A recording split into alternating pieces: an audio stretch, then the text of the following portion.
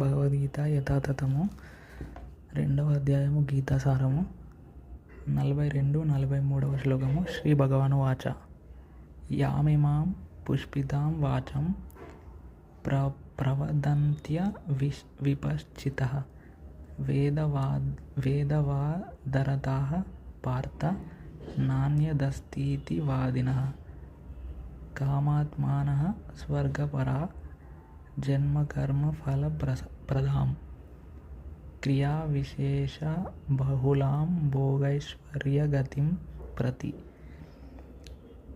అర్థము: శ్రీకృష్ణ భగవానుడు పలికెను, అల్పజ్ఞానవంతులు స్వర్గలోక ప్రాప్తి, ఉత్తమ జన్మము, అధికారము మున్నగు వాటి కొరకు నానా రకాలైన సకామ కర్మలను ఉపదేశించే వేదాల అలంకృత వాక్కులకే అతిగా అనురక్తులవుతారు.